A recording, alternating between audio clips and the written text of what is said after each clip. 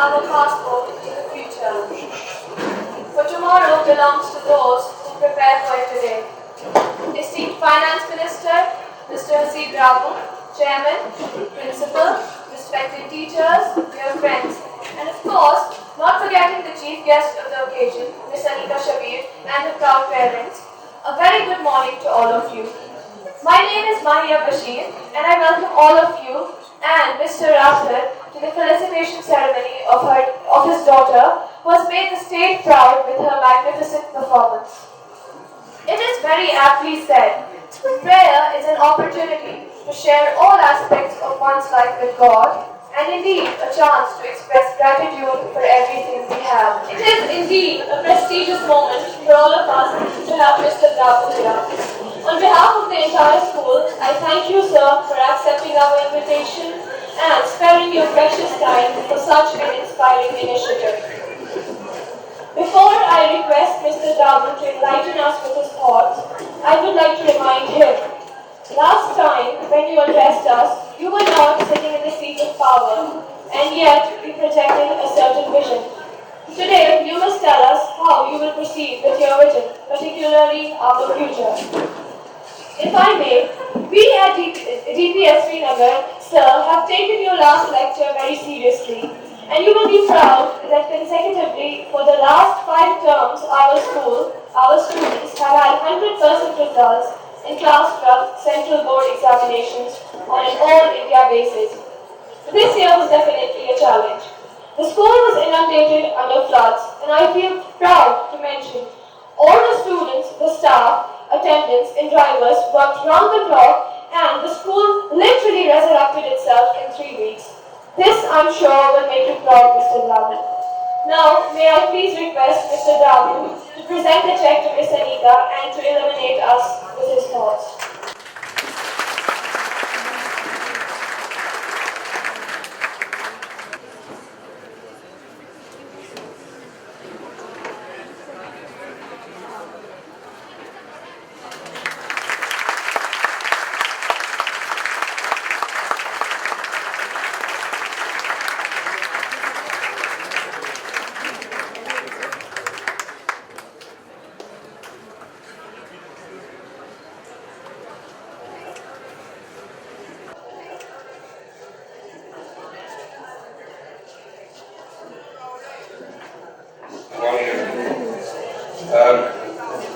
There are very few institutions in the state where one feels very happy.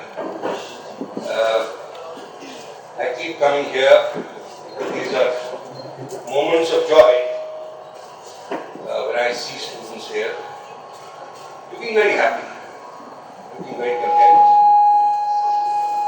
and conveying a certain sense of purpose. In a state, as they said, they are quote-unquote in power. There are so few institutions, and if there were any which have been created over the last 60-65 years, every single institution has been decimated. Our capability to govern, our capability to develop, the way we function between government and people or between people has been completely impaired. And all of it somewhere comes back to us the way we have been. We can't blame anyone. I have forever taken a position publicly, wherever else, that whatever has happened to us not by some great conspiracy, but by our own attitudes and by our own behavior. And a large part of that draws into the fact that we are not brought up in a manner which would inculcate certain values. And if we had any, those have been eroded over time, which is where institutions like DPS come into play. The value system, the DNA that you guys will have is tomorrow's society. And it makes me very, very hopeful when I see all of you here doing absolutely wonderful work as individuals and as institutions. The function today shows that it's not just an institution with a head, it's also an institution with a heart. To recognize a girl child in a social context. I also try to do something in my budget because in overall sense, when you look at gender issues in our state, there are many. But I may have to ask the chairman that if things continue the way they are, he may actually have to have an award for an outstanding male child. Because wherever I see, it's only the girl child who take everything else. So I don't know, you may actually honestly have a situation where a boy, an outstanding boy, is a rare species. So you have to now, give him money and say, look, try and do this because we can't find many boys. I look at the newspaper, the first top 10 are girls. I look at any result, it's only the girls that are doing very well. I'm very happy for them, no doubt about it. But I also wonder what has happened to the boys. Where are they? Except growing beards at exceptionally early ages, nothing seems to be happening on that side. In fact, just to extend this further, my son just got into a school called the UWC, United World Colleges in Atlantic. So I generally asked him, I said, you want to be the first Kashmiri?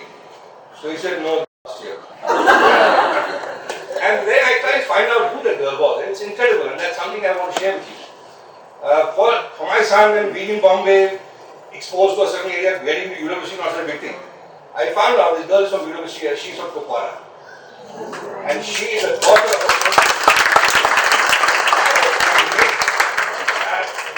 the brilliance of the girl to get into a school of that kind with a fellowship.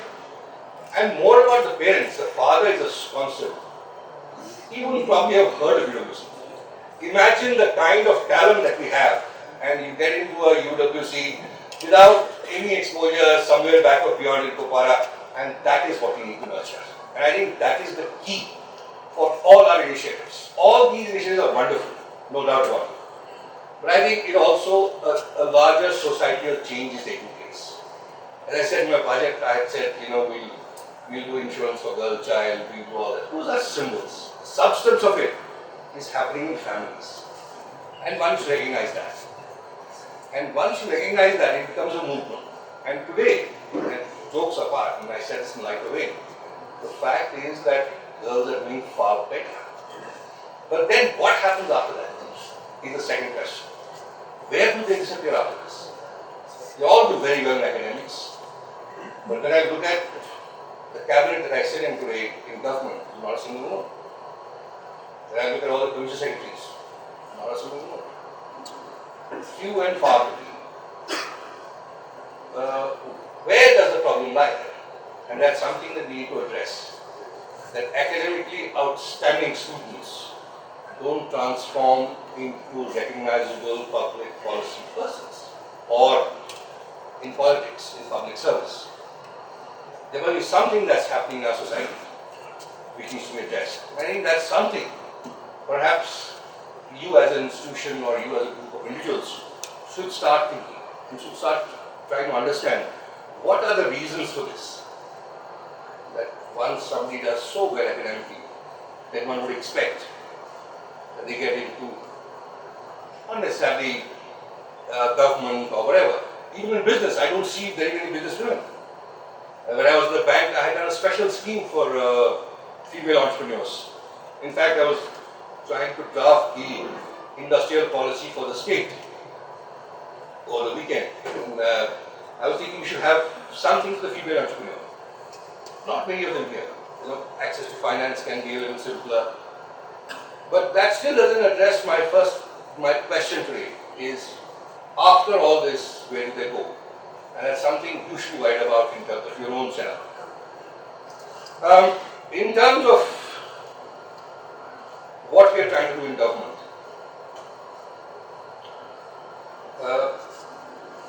I don't want to get into what we inherited and what we did. I have said that in the past also. The good comes with the bad. But the larger role today that the government sees itself is to first restore the self-respect of the individual. For far too many years and for far too many times, we have been seen as people who are parasites, who are dependent, dependent on you for money. First, going to a begging board, and I am supposed to carry a begging board as finance minister.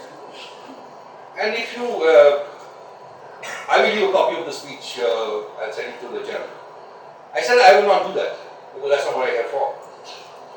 I will try and build a system whereby we as a society, we as a state, we as a sub-sovereign state will do our bit. We can't be so helpless that we can't fend for ourselves. And in that, everybody has to contribute in his own small way. It's like building an institution, and everybody must contribute. So the larger vision of this government and this state starts from this premise that we must regain what we have lost over the years. Number two is not to be so isolated and insular now. I think there is a change that's required. We need to look at ourselves as not just a part of a nation, but a part of a globe. And we can't be insular in terms of it. We have people. I find our society having become extremely intolerant and extremely ill in our thinking. And that's something we need to address. It affects everybody, individually, collectively. The vibrancy of a society is missing today. Which is why I said when I saw students here, somebody playing a guitar, somebody doing something, looking very happy. This is not the sense you get when you are on the ground. You see people burdened with something, feeling claustrophobic, looking very unhappy. I mean, there's no joy in earning money if you're not happy at the end of the day.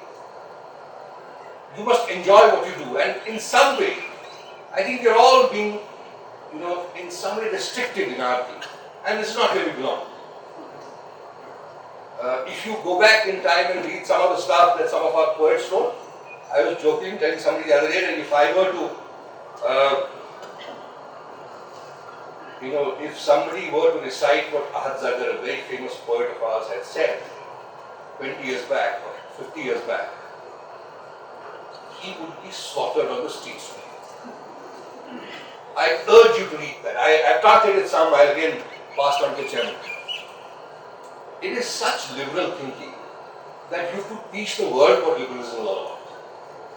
I am not here glorifying Kashmir or anything. I'm just saying, as people, as societies, we accepted things. We let the mind wander, think about it freely, without fear. So that's the second part of it, is to try and see that can we be accomplished.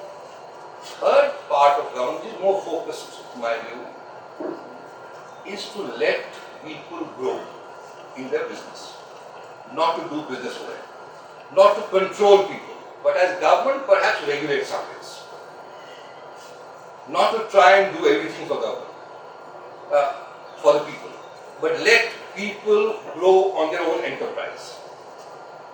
We have a history of entrepreneurship which has disappeared. Everything that today anybody does is supposed to be based on government intervention. You need subsidies. If somebody has to make a school, then he asks for subsidies. Except, of course, Mr. Drabu didn't ask for a subsidy. And that is why he's done well. If somebody sets up a mill, the first thing he asks for is what incentive will government give you? You need to move away from that culture, and the vision of this government is to provide the required environment and required infrastructure for people to do business, so that when young men and women get into the job market, they find jobs which make them happy, in which they become creative. In the sector today, I honestly tell you,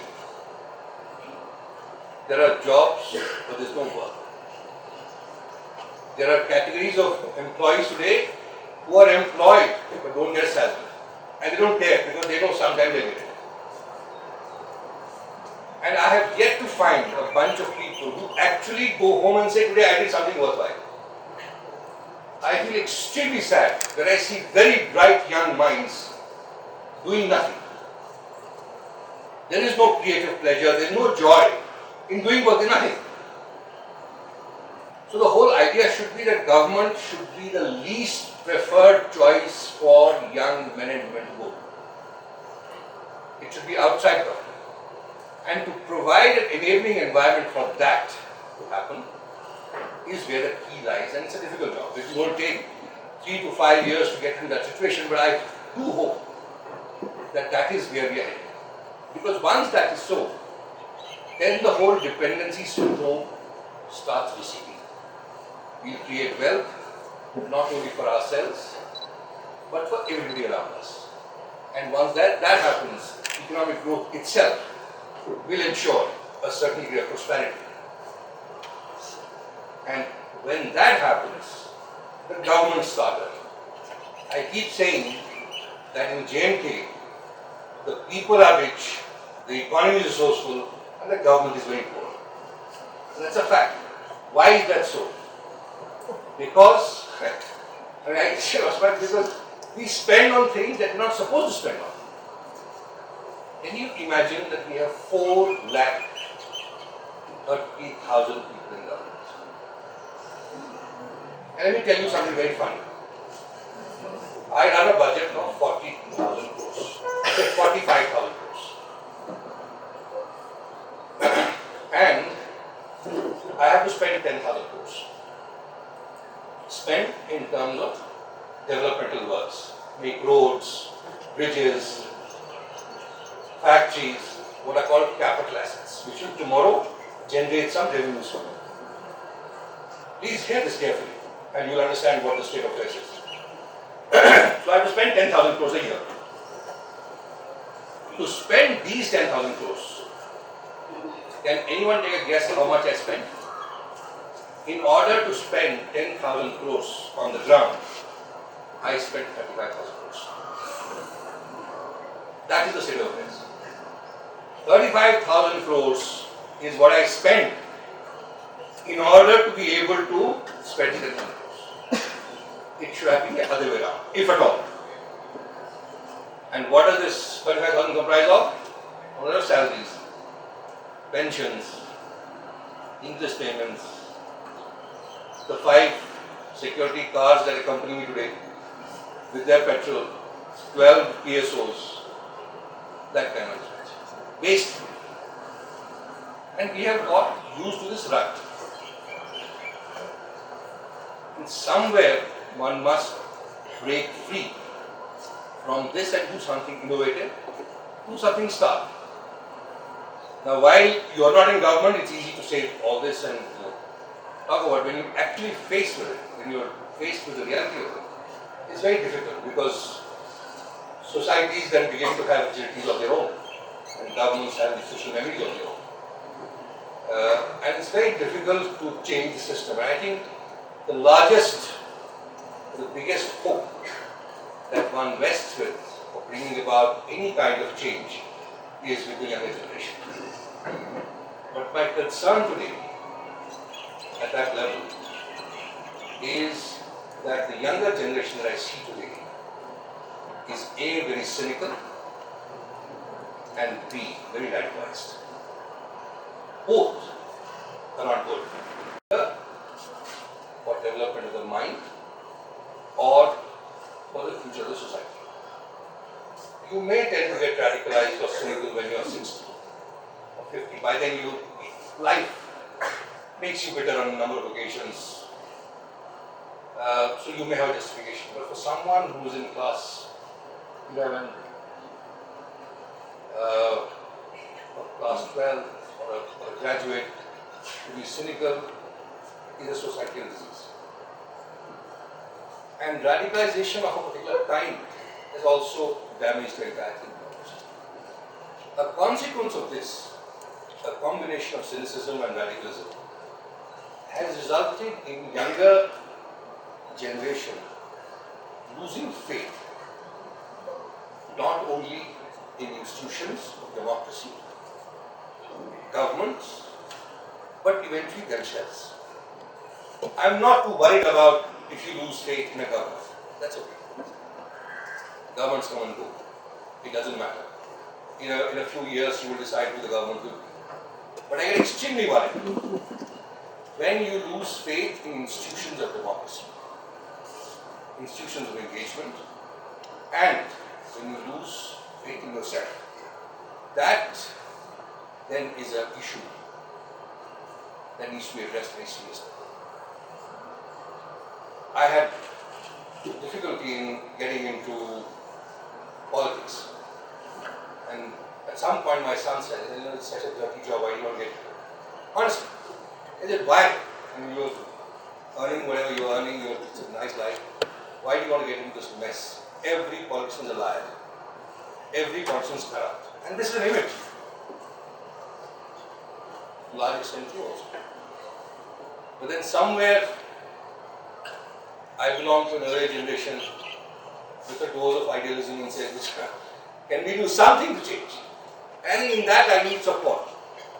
I don't need support from political parties. I don't need support from various organs of civil society or nothing. Where I need support is from the younger generation.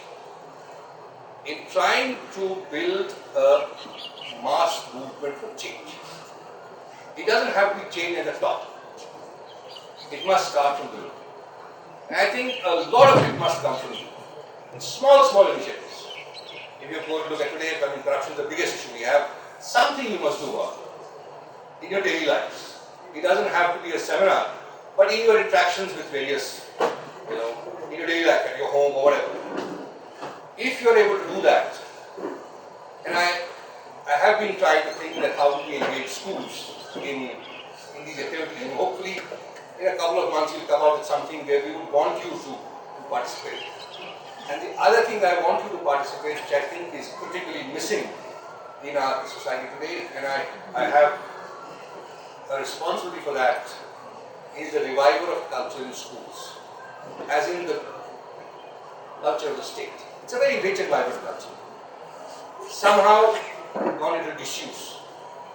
And a large part of the ethnic identity that we today talk about in political terms is dependent on our cultural roots, which we have lost. I do want to start some initiatives, and I will be very happy to start off with GPS. Some kind of cultural revival participation between government and schools. So that somewhere it takes a deeper meaning, a deeper root. Those kinds of public-private participation is another thing that we want the government to do, so that the interface between government and civil society is more organic, is more meaningful, and where we learn as much from you as you might learn from government, rather than being a one-way street where governments decide and institutions are to follow. So we are trying to create a certain vibrancy in the civil society of J&K, which otherwise has been missing. I keep asking kids who I meet in my social network, do you have any icon who you admire in Kashmir? In my time, there were a lot of people. Today, I don't find anybody, the younger generation. We had small, Asa will remember, in the medical profession, Ajan was iconic, In art, Santosh is iconic. You would look up and say, great guy. In poetry, Rahman Rahim was seriously looked up. Today, I don't know. Where are those guys gone? So in some ways, you are faced with a terrible dilemma that you have nobody to look up. So the solution for that is that you must become someone who the next generation looks up to. Thank you very much.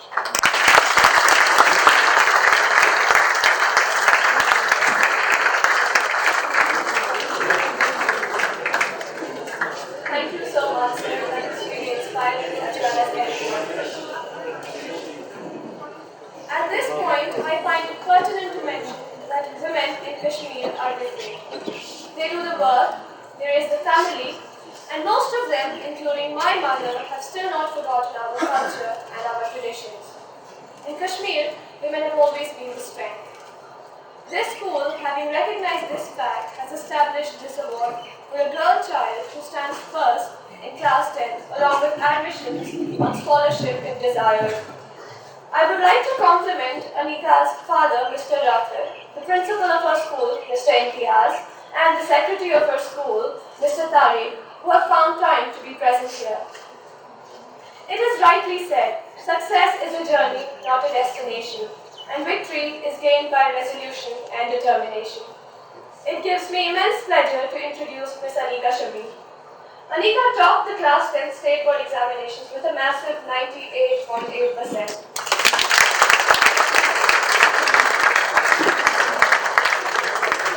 An Aloha topper from Hajahat Public School, Avantipura, she never ran from private tuitions and aspires of becoming a professor. What a great thought. Only a teacher can give back what he has received. May I request Miss Anika to share her thoughts with all of us.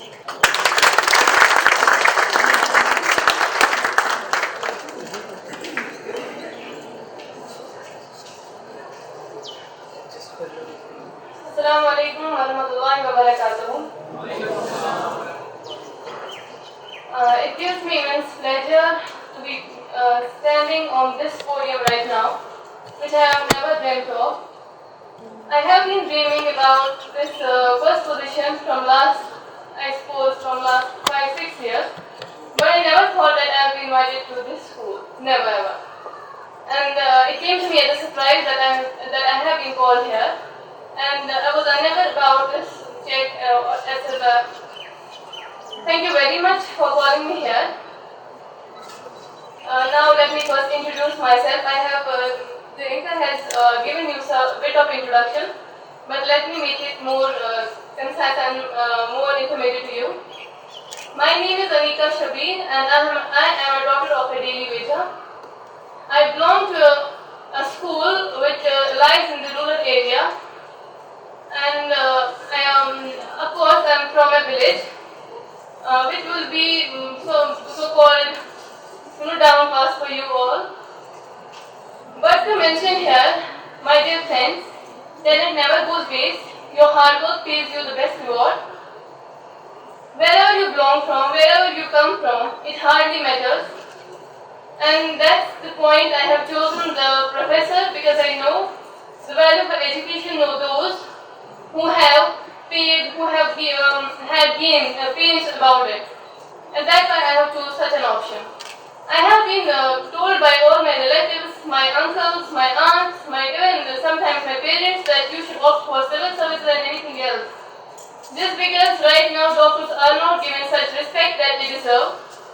But why should I?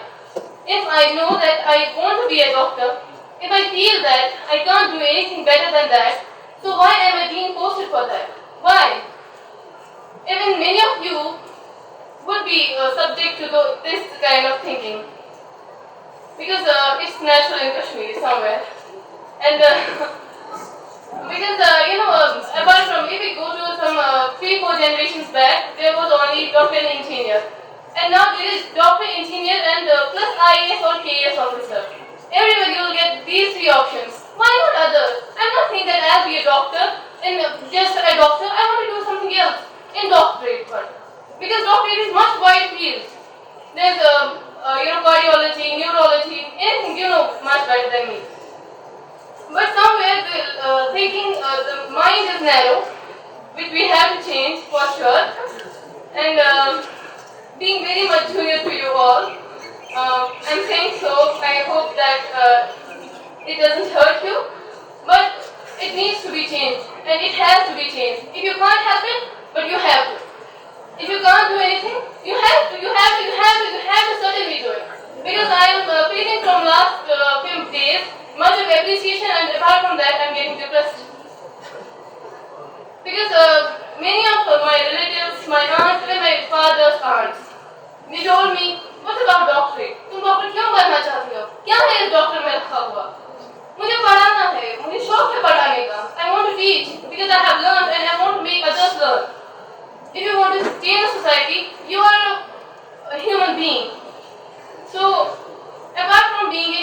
educationist, a doctor, anything else, you are a human being and you have to know social values, you have to know moral values, which I want to convey.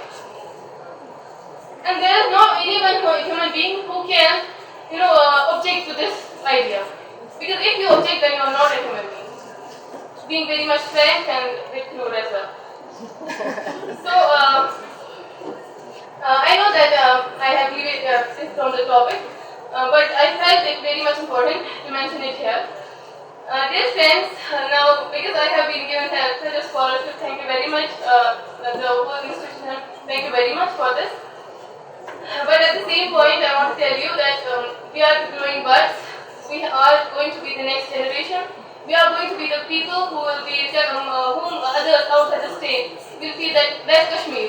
Because we are Kashmir. We are not Kashmiris, we are Kashmir. So we have made a better identity, which somewhere has been disturbed. And after the floods, they have given us such a great example that we are there for ourselves. I saw, though I am not a flood affected person, but I saw in across media that how we help each other. If we can help at that point, so why not for the year? If just for those few months, why not for the whole year? Some way, and it came to us a message from Allah that you can help each other. You have to face the society. You have to face each other. So you can help each other. And you saw that we helped each other. So friends, making it much brief, do that what you like. Never get forced to anything.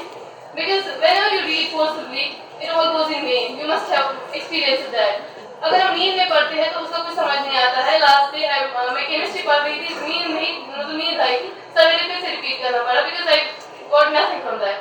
तो अगर मैं कुछ कर रही हूँ जिसमें मुझे interest नहीं है, और मैं कुछ करूँगी तो सोसाइटी के लिए करूँगी, और अगर मुझे उसमें इंटरेस्ट नहीं है तो सोसाइटी मुझे कुछ नहीं मिल रहा है, सोसाइटी को क्या दूँगी? And you have to serve. You have to serve. And you have to be able to serve. And you can be able if you have ability, and of course you have intelligence, you have interest, and you have dedication. Be dedicated to your goals, be dedicated to education, because education is empowerment. We can enlighten ourselves only by education. So be honest with your studies, be honest with education. Don't go after literacy, go after education. Don't get education to get some jobs and anything else.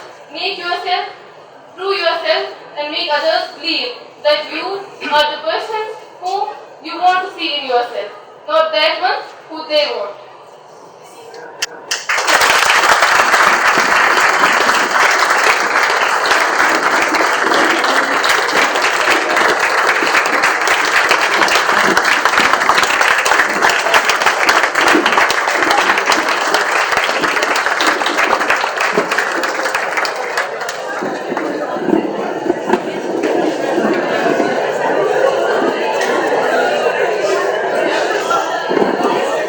Thank you so much, Anika. It was really deep, and we all hope that you make better human beings from this world. Now, please request Mr. Rathar, proud father, and Mr. Haseeb Drabu to please come up here and shake hands.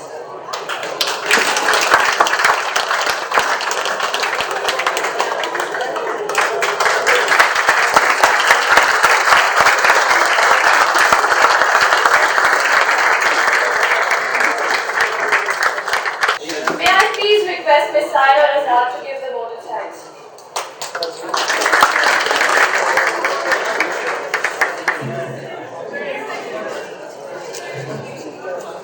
A very good afternoon to all of you.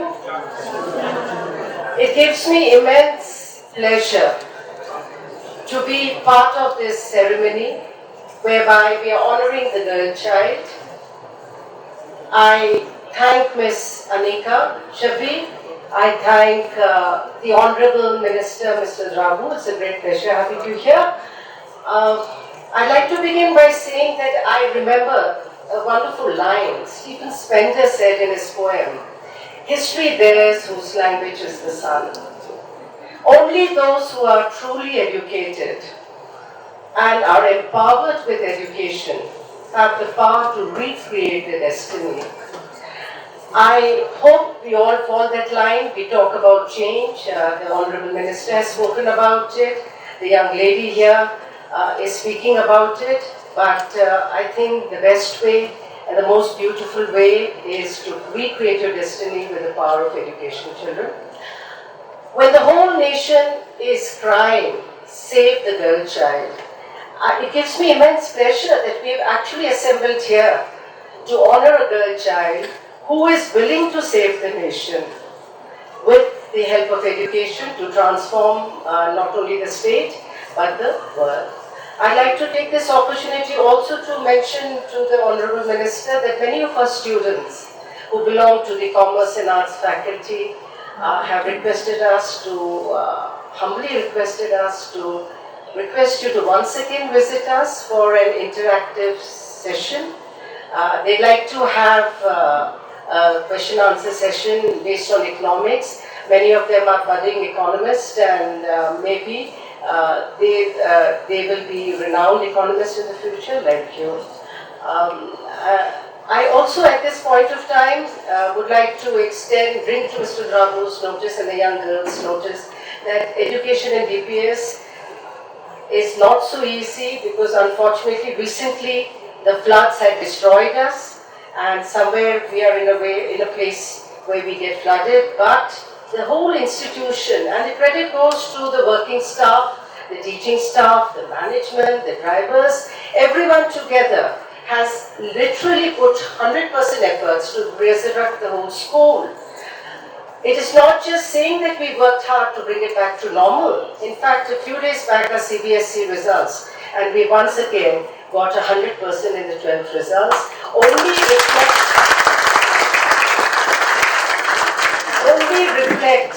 that when the going get tough, the tough get going. Pardon my impertinence, but you know, some child told me today, ma'am, isn't it true that God couldn't be everywhere, so He created mothers? I'd like to extend it and say that the government couldn't be everywhere, so God created Mr. Dar.